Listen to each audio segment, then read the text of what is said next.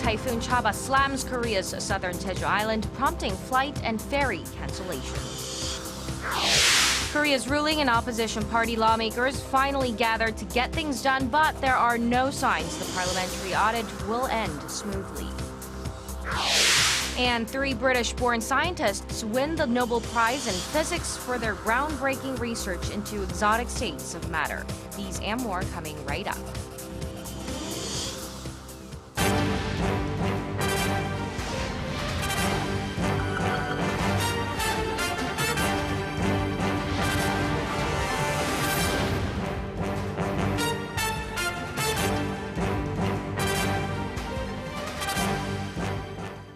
Hello, it's Wednesday, October 5th here in Seoul. Welcome to our newscast. I'm Hwang Jae. Our top story this morning, Typhoon Chaba landed in Korea's southern resort island of Jeju late Tuesday. The island's weather agency has upgraded its typhoon advisory to a typhoon alert, as Jeju is expected to see up to 400 millimeters of rain accompanied by strong winds of up to 110 kilometers an hour. Nearly 50 flights have been canceled since Tuesday, and at least 5 cruise ships tours have been rescheduled. Choppy seas and gusty winds also prompted ferry companies to pull most of their services until the storm passes. More than 1,600 homes on Jeju are without electricity after trees collapsed onto power lines. Local authorities began disaster and safety management operations on Monday and ordered schools and educational institutions to adjust school hours to ensure the safety of students. Typhoon Chaba is expected to pass over the southern tip of the peninsula this afternoon before moving into the East Sea. Ending a week-long deadlock, Korea's parliamentary audit is finally back on track, but lawmakers were already on the offensive on the first day. Kim Young-gil has more. The parliamentary audit that started last week finally got back to normal on Tuesday, when the 11 parliamentary committees overseeing the audit got the session started again. Even so, the parties are still at odds over a proposed law revision sparked by the ruling Saenuri Party's accusation that Assembly Speaker Chung Se-kyun abandoned his political neutrality to help the opposition. The People's Party is considering revising the parliamentary law so the Speaker's political neutrality is guaranteed. The Minju Party should also participate. The main opposition Minju Party of Korea objects to the proposal and is calling on the ruling party to refrain from sabotaging the rest of the audit. Another contentious topic concerns the corruption allegations against the country's biggest business lobby. The Federation of Korean Industries has been accused of using its influence to pressure companies into giving to 2 foundations that raised a staggering $65 million in a relatively short period of time. Our party has heard that the Federation of Korean Industries is destroying evidence showing that it raised money for the Miru and K-Sports foundations through conglomerates. The rival parties are also at odds over whether an autopsy should be performed on a farmer who died late last month after 10 months in a coma. His family objects to an autopsy, saying the results will be used to prove that the police water cannon that knocked him down during a protest last November was not the cause of his death. Kim Young-gil, Arirang News. And the Bank of Korea was under the microscope at the parliamentary audit on Tuesday. The top central banker says consumer prices will continue to remain low, while emphasizing once again that monetary policy alone cannot be a cure-all for the economy. Shin Se-min has the details. Bank of Korea Governor Lee Ju-yeol said consumer prices are expected to rise 1% this year, a little lower than the central bank's previous forecast of 1.1%. Speaking at the BOK Tuesday during Parliament's audit of the bank, Governor Lee said the new estimate takes into account the ongoing slump in oil prices and the temporary discount on electricity bills offered to households this past summer. On the country's economic growth front, where the central bank has admitted the effect of monetary policy is limited, Lee said both monetary and fiscal policy should be used together to help growth regain momentum. Korea's central bank kept its base rate at a record low of 1.25% last month. Governor Lee noted it's highly likely that the U.S. Federal Reserve will raise its base rate by year's end, probably in December, but also said the rate hike will not immediately lead to higher interest rates in Korea. Lee added the central bank will monitor markets and economic conditions before adjusting the country's monetary policy. The central bank will announce its base rate for October and its revised figures for next year's economic growth and consumer inflation on the 13th this month. 신세민, Arirang News. North Korea says relations between the two Koreas have reached the worst point ever. The statement out of Pyongyang came on the anniversary of a historic declaration signed 9 years ago by the leaders of the two Koreas. Connie Kim reports. North Korea says inter-Korean relations have reached a catastrophic stage that cannot be reversed. The statement appeared in an editorial published Tuesday that ran on the front page of the North's official Rodong-Sinmun newspaper.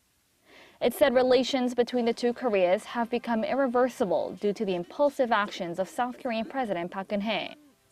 The paper also said the conditions on the Korean peninsula have escalated to a point where war could break out at any time, and said that as long as the U.S. threatens to invade the North, the regime will strengthen its nuclear deterrence. The statement falls on the 9th anniversary of the South-North October 4th declaration. The declaration was signed after a 3-day meeting between South Korean President Roh Moo-hyun and North Korean leader Kim Jong-il and called for international talks to replace the armistice agreement that ended the hostilities in the Korean War with a peace treaty. Following North Korea's 4th nuclear test in January and its 5th test last month, inter-Korean relations have turned ever icier. The North also claims to have a standardized nuclear warhead and threatened to produce a variety of smaller, lighter, and more diverse warheads with stronger striking power. That's why officials in South Korea and North Korea watchers believe the regime could conduct another long-range ballistic missile launch, or possibly another nuclear test to mark the anniversary next Monday of the founding of its ruling Workers' Party. Pyongyang has record of carrying out provocations on or around an important anniversary date. The nuclear test in January was conducted 2 days before Kim Jong-un's birthday, and the second nuclear test this year coincided with the founding of the regime. With the North unwilling to scale back its nuclear and missile ambitions, and President Park's hardline stance on the North unlikely to change, it seems that inter-Korean relations will remain at a standstill for quite some time. Connie Kim, Arirang News. South Korea is planning to buy more Taurus air-to-surface missiles capable of targeting North Korea's key military facilities. According to an unnamed Defense Ministry official Tuesday, the military will purchase an additional 90 Taurus missiles on top of its original plan to deploy 170 of them. This due to the North's continued military provocations. The Taurus missile has a range of 500 kilometers, can automatically trace its target, and is powerful enough to penetrate a 6-meter thick concrete wall. Once deployed, the South Korean military will be the first Asian nation with such military capabilities. The Korean government has given a lukewarm response to Japanese Prime Minister Shinzo Abe's refusal to send a letter of apology to the Korean victims of Japan's wartime sex slavery. Kwon So-ah tells us more. Korea's foreign ministry declined to offer a direct comment in reference to the questions being raised about Japanese Prime Minister Shinzo Abe's refusal to send a letter of apology to wartime sex slavery victims. We refrain from commenting on Prime Minister Abe's remarks, especially on his particular expressions. The government is continuously cooperating with the Japanese side on implementing the December 28th deal to heal the wounds of the victims. According to Japanese media outlets Monday, Abe said he is not at all considering sending a letter when asked whether he would implement additional measures to resolve the sex slavery issue. Tokyo's Foreign Minister Fumio Kishida had apologized on Abe's behalf during a joint press briefing on the day the deal was struck. However, civic groups in both Japan and Korea have demanded the Japanese Prime Minister send a personal letter of apology to the victims, and Seoul's foreign ministry had also recently made remarks seeming to refer to the same. The government expects Japan to take additional emotional measures to heal the comfort women victims' wounds. Although the deal was struck to end the decades-long row over the so-called comfort women issue, the arguments don't appear to have abated just yet. That also includes Japan's desire to see a symbolic statue that sits across from the Japanese embassy in Seoul removed. Meanwhile, Korea's ambassador to the United Nations, Oh Jun, said during a parliamentary audit that last year's agreement was reached in a bid to normalize diplomatic ties between Seoul and Tokyo, but that this doesn't mean it affects ongoing discussions on the issue in the international arena. Kwon So-ah, Arirang News. The recent earthquakes in the southeastern city of Gyeongju were a wake-up call for Korea. The government is responding swiftly, announcing plans to develop and implement comprehensive countermeasures by next year. Lee Eun-shin reports. At a press conference on Tuesday, officials from the Ministry of Public Security and Safety discussed in detail the ministry's plan to strengthen earthquake countermeasures. Ministry officials stressed the importance of implementing a new comprehensive system for natural disasters, noting that Korea has, in the past, been underprepared for seismic activity. The new measures include strengthening the disaster alert system, as well as updating disaster preparedness programs for citizens. As early as next year, the Korea Meteorological Administration will install a system to send out text message alerts to all area residents instantly when a quake strikes. The current alert system was criticized after the Gyeongju quakes for taking 9 minutes to send off a text. Acknowledging the structural damage caused by the recent tremors, new guidelines will be established to standardize building construction and to better protect cultural heritages. And a special task force will also be assembled, managed by Vice Public Safety Minister Lee Sung-ho and Professor Kim Jae-kwan of Seoul National University, to study past earthquakes and proper procedure as carried out in other countries such as the United States and Japan. The southern city of Gyeongju was struck last month by 2 earthquakes with magnitudes stronger than 5.0, which were followed by hundreds of aftershocks. The tremors reportedly injured 23 people and caused damage worth about $10 million. And until now, the government has prioritized dealing with the aftermath, designating Gyeongju as a special disaster zone and providing support to area residents. But under the new comprehensive plan, the ministry says it'll focus on strengthening the country's safeguards against disaster.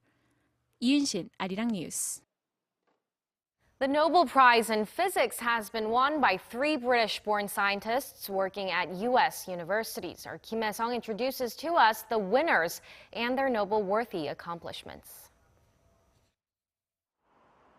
3 British scientists, David Thales, Duncan Haldane, and Michael Kosterlitz, have won the Nobel Prize for Physics for revealing the secrets behind exotic matter. The Nobel Committee said the trio's research could lead to new applications in material science and even quantum computers. This year's Nobel Prize is about exotic matter in the quantum world. The Royal Swedish Academy of Sciences has decided to award the 2016 Nobel Prize in Physics with one half to David J. Thales and the other half to F. Duncan Haldane and J. Michael Kosterlitz for theoretical discoveries of topological phase transitions and topological phases of matter. Using a type of advanced mathematics model called topology, the 3 scientists explained strange changes that arise in unusual states of matter like very flat substances or thin threads. Since they began their research in the 1970s, the scientists proved that superconductivity is possible in thin layers of materials, and the research could lead to the production of new superconductors, materials that conduct electricity with no loss to resistance. 65-year-old Haldane said he was surprised and gratified to receive the award, adding that it is only now that amazing new discoveries based on their work are being developed. The 3 scientists will share the $930,000 Nobel Prize and receive their medals at a ceremony in Stockholm in December. Kim Hae-sung, Arirang News. U.S. Secretary of State John Kerry says Washington is still seeking a peaceful resolution to the conflict in Syria a day after halting bilateral negotiations with Russia. Speaking in Brussels Tuesday, Kerry made it clear that the U.S. is not giving up on the Syrian people. He accused Moscow of turning a blind eye to the Assad regime's use of weapons, including chlorine gas, against rebels and civilians. Kerry's comments come as Russia has deployed a new anti-aircraft and anti-missile system into Syria. Russia's defense ministry says the S-300 battery was deployed to protect a Russian facility in the Syrian port of Tartus and Russian Navy ships off the Mediterranean coast. The move is expected to aggravate Russia's increasingly tense relationship with the U.S.